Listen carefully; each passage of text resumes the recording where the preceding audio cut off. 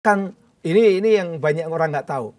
Saya mengajak Kiai Hasyim Musadi untuk mendukung Pak Jokowi tahun 2014. Oh, ini orangnya ternyata.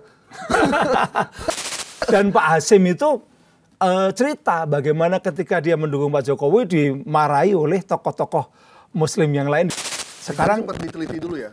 Oh, neliti dulu. Ijazahnya diteliti nggak tuh? Nah, itu yang enggak. Itu yang enggak. Tapi saya termasuk tahun 2017 itu membela Pak Jokowi ketika tentang ijazah ini.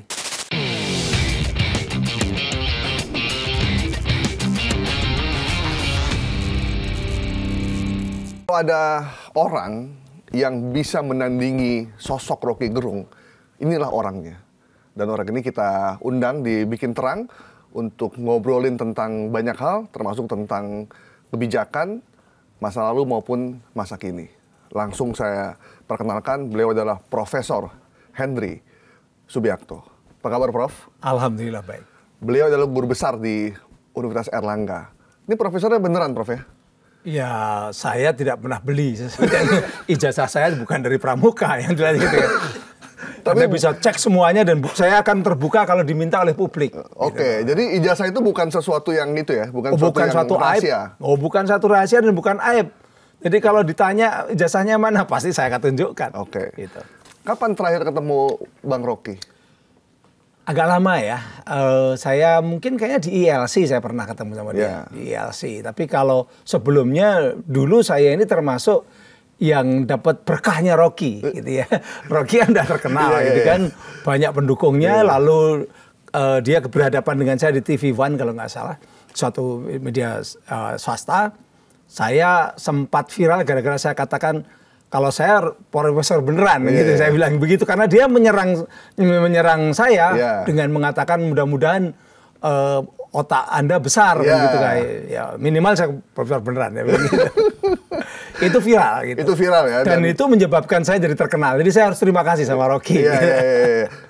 Tapi hubungan sekarang udah baik dong. Oh baik. Dari dulu baik. Itu kan panggung di depan televisi saja. Di belakang enggak begitu. Di belakang nggak ada masalah. Apalagi sekarang kan Prof kabarnya udah mulai mengkritik presiden sebelumnya. Udah sejak 2023. Oh, di 2023. 2023 saya mengambil posisi yang boleh dikatakan kritis pada pemerintah Pak Jokowi.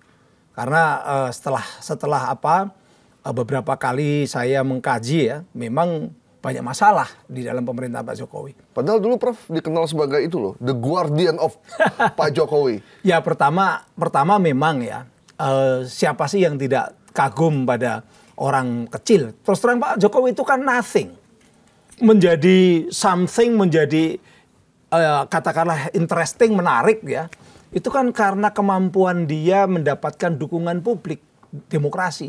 Akhirnya dia menang di Solo, menang di DKI, kemudian jadi presiden. Itu kan wah ini memunculkan harapan banyak orang bahwa di Indonesia ini tidak harus keturunan orang-orang hebat. Keturunan elit ya. Keturunan elit, tidak harus keturunan menteri atau jenderal atau presiden sebelumnya.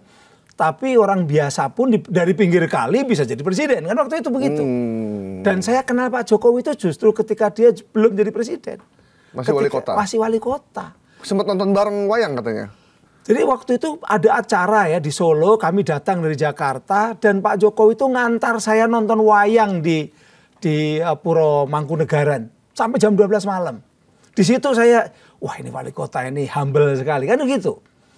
Nganter siapa sih kita ini kan begitu kan, dan dia ngantar waktu tidak pulang-pulang, siangnya hari berikutnya siangnya juga mengundang kita di Loji Gandrung untuk makan siang dan dia sangat familiar. Waktu itu gitu. Prof masih staf ahli berarti ya? Saya staf ahli. Di Kominfo berarti ya? Di Kominfo. Dan saya nggak pernah nyangka kalau dia akan jadi presiden. Kalau nyangka dia jadi presiden kan saya jaga keep and touch kan gitu kan, dan saya mungkin menjilat dia kan begitu. Waduh. Tapi saya memang tidak ingin tidak seperti itu. Justru ketika dia jadi gubernur saya udah nggak mau kontak, nggak mau datang. Pas dia jadi presiden juga?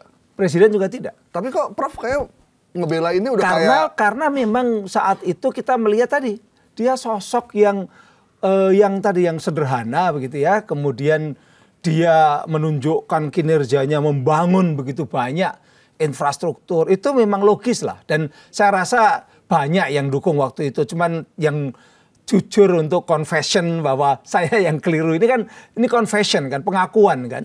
Jadi Prof waktu itu dukung nggak ada dikasih duit atau karena... Sama sekali tidak. Sama sekali tidak. Free aja tuh? Saya jabatan pun itu bukan dari Jokowi gitu loh. Saya itu menjadi staf ahli itu karena Pak SBY, SK-nya SK Pak SBY. Pak SBY dong. Jadi komisaris juga zaman Pak SBY? Jadi komisaris utama kantor berita Antara itu Pak SBY. Kita diundang ke istana sama Pak SBY. Pernah. Waktu Pak Jokowi udah ngebelain gitu? Sama sekali belum pernah ketemu. Ketemunya ya waktu zaman dia masih wali kota. Tapi saya memang belain dia terus terang. Bahkan ini yang banyak orang nggak tahu. Saya mengajak Kiai Hasyim Musadi untuk mendukung Pak Jokowi tahun 2014. Oh ini orangnya ternyata. Dan Pak Hasyim itu cerita bagaimana ketika dia mendukung Pak Jokowi dimarahi oleh tokoh-tokoh Muslim yang lain, didatengin ke rumahnya dan sebagainya. Dia cerita ke saya.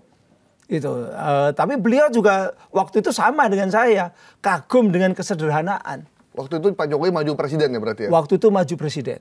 Lalu kemudian ketika dia di hari menjelang Minggu Tenang, itu diajak oleh Kiai Hasyim Musadi itu ke Mekah sana untuk umroh. Yang mungkin ada pernah ingat yang ininya terbalik itu. Ya. Itu Pak Hasyim, saya tanya, Pak Hasyim, Kiai Hasyim, itu kok terbalik? Oh enggak, itu hoax. Itu hoax, itu permainan diedit ya? Diedit. Oh itu waktu itu Pak Hasyim? Kiai Hasyim Musadi itu mendukung beliau. Dan sebelum mendukung beliau, itu bilang sama saya akan neliti sendiri Pak Jokowi. Neliti ke rumahnya, neliti ke Solo begitu kan, neliti, dan dia waktu itu klarifikasi bahwa Pak Hasyim ini keluarganya banyak yang ikut NU, ibunya ikut Muslimah NU, Pak Jokowi waktu itu. Lalu akhirnya Pak Hasyim juga dukung. Sekarang sempat diteliti dulu ya? Oh, neliti dulu. Ijazahnya diteliti nggak tuh? Nah itu yang enggak. Itu yang enggak. Tapi saya termasuk tahun 2017 itu membela Pak Jokowi ketika tentang ijazah ini. Jadi kalau di Facebook saya sempat di feeding oleh teman-teman beliau bahwa ini loh foto-fotonya Pak Jokowi ketika di UGM. Saya taruh di medsos saya. Itu. Cuma memang sekarang menjadi lebih kontroversi lagi ya. Kalau dulu kan kita percaya nih foto-foto ini benar-benar di UGM. Cuman persoalannya kenapa ijazahnya nggak dimuncul-munculin ya? Saya ini kan junior dia di UGM. Jadi kenapa saya bela beliau? Satu, kesederhanaan. Kedua, sama-sama UGM. Spirit the Corps ya? Nah, ada Spirit the Corps tadi kan, sama-sama UGM. Beliau lulus katanya 85, saya lulus 87, 2 tahun. Tapi lama-lama saya mikir, Pak Jokowi kok aneh ya? Lulus 85 dari eksak. Kan eksak itu kehutanan itu. Yeah. Saya ini ilmu sosial. Saya itu lulus 87 itu tercepat di angkatan saya. Oke. Itu pun 5 tahun. Tercepat berarti apa? Nilai saya bagus. Nggak mungkin lah tercepat nilai jelek. Prof kan tadinya mendukung Pak Jokowi. Tapi sekarang karena rezimnya udah berubah atau apa nih? Atau Prof lagi butuh uang tuh gimana Prof? Loh, saya itu sekarang ini sedang menikmati kehidupan dan juga punya jabatan yang cukup bagus kan. Nggak perlu dengan kekuasaan. Itu justru ingin saya sampaikan. Yang namanya profesor, guru besar itu tujuan semua dosen itu ingin jadi guru besar. Itu jabatan tertinggi. Dan sudah saya dapatkan hampir 10 tahun ini gitu loh. Jadi itu udah yang saya syukuri. Dan saya yakin gaji saya mungkin bisa 5 kali lebih banyak dibandingkan gaji orang biasa gitu lah. Jadi ini murni idealisme ya? Oh iyalah. Ya karena dulu saya ketika belain Pak Jokowi juga jabatan saya nggak naik-naik juga, sama aja. Dan nggak dapat uang juga dari situ? Ya kalau dapat kan dari pekerjaan tentu saja dapat ya, lah. Kita tidak boleh. Dari Pak Jokowi? Oh enggak lah, saya nggak pernah bertemu, nggak pernah mencoba untuk bertemu beliau kok. Siapa sih yang dulu meminta Prof untuk mendukung Pak Jokowi? Saya itu dulu dekat ya sama teman-teman dari Solo terus terang. Ada ustadz yang memang dulu kalau nggak salah penasihat Projo gitu, pendiri Projo, penasihat Projo itu ngajak sama saya dan memang waktu itu semua orang ngelihat Pak Jokowi itu harapan besar gitu ya. Hopes bagi negara ini.